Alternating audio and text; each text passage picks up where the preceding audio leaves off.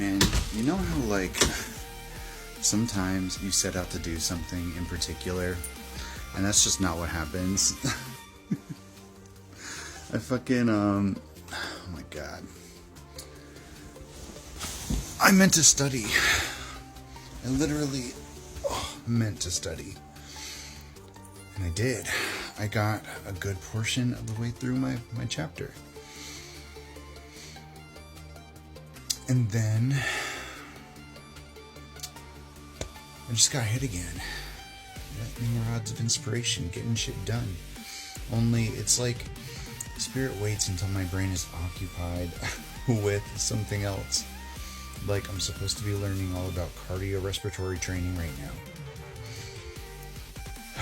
And how to properly progress and what increments to do and how long warm-ups are supposed to be and blah blah blah and how this is how much you should be increasing like per week and all of these things about cardio. That's what I'm learning right now. And I'm like 3/4 of the way through the chapter. And then I stop because I got like the trademark together for the Phoenix Catalyst. Now that it's like solid and spoken into the universe as an entity, a brand, in addition to, the kid's name. But I figured I want to give him the option of having a brand like the one I'm creating.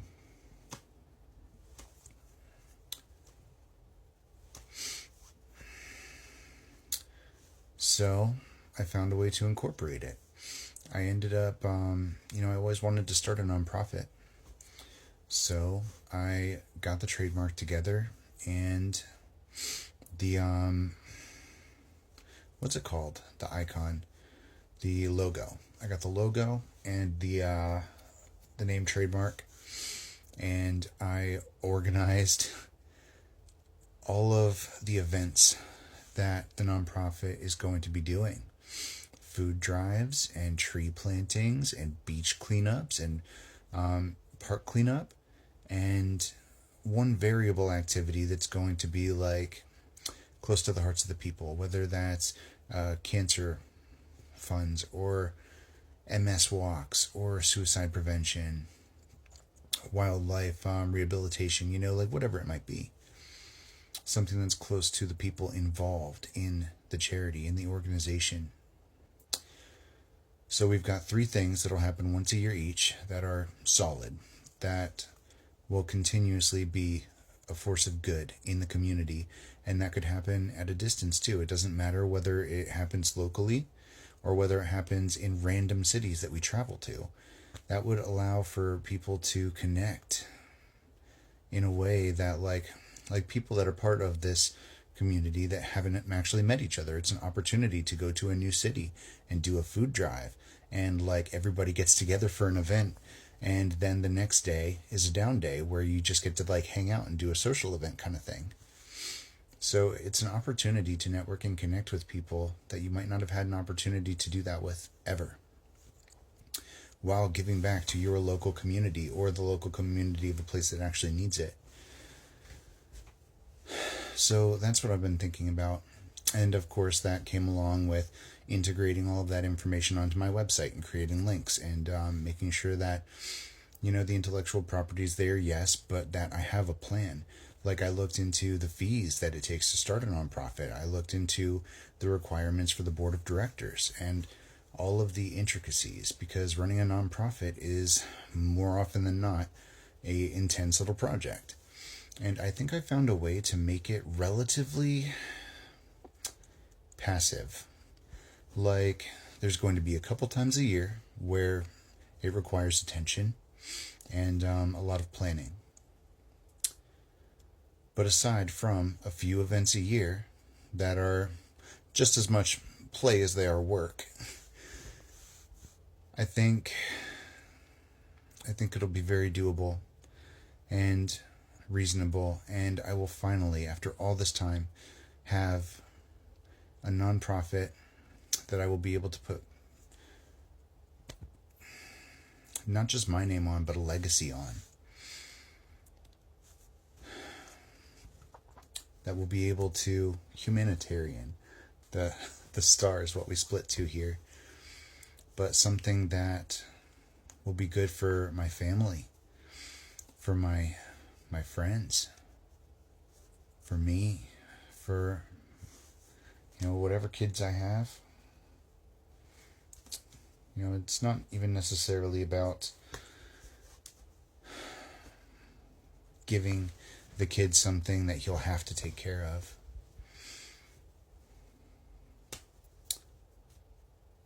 It's a hope for the future. And I was thinking a lot about what happens if he wants nothing to do with it. It's possible. I know when I was a kid, if my parents wanted me to do something, I didn't want any part of it.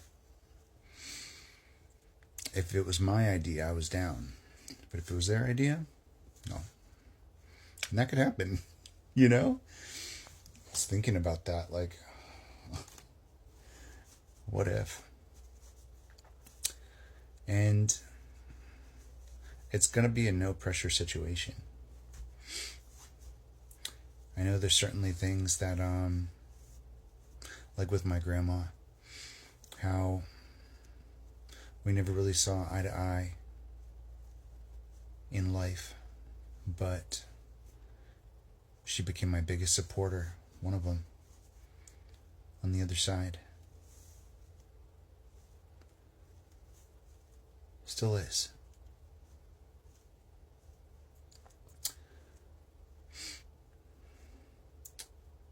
And sometimes you have kids and they're not interested in what you thought they would be.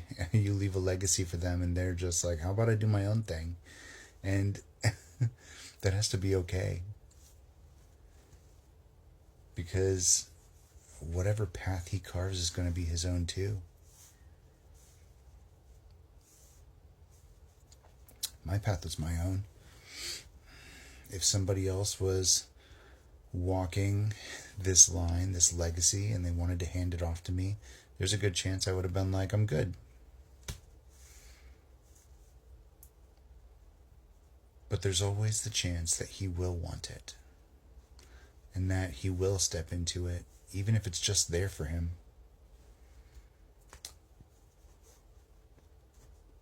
There's a chance that he will want that legacy, in addition to whatever he carves out for himself. So, I'm doing it.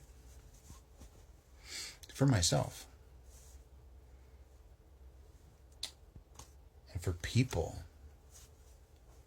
Because giving back was always super important to me.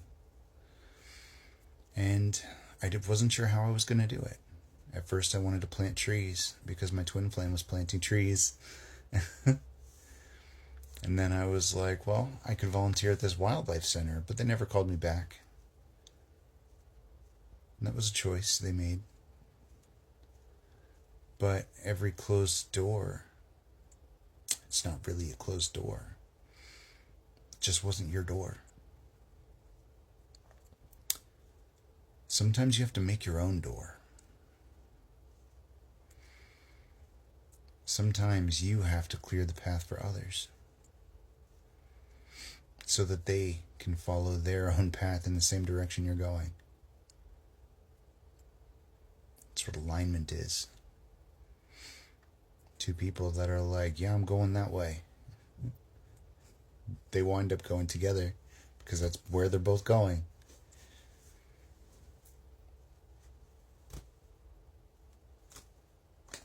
And I think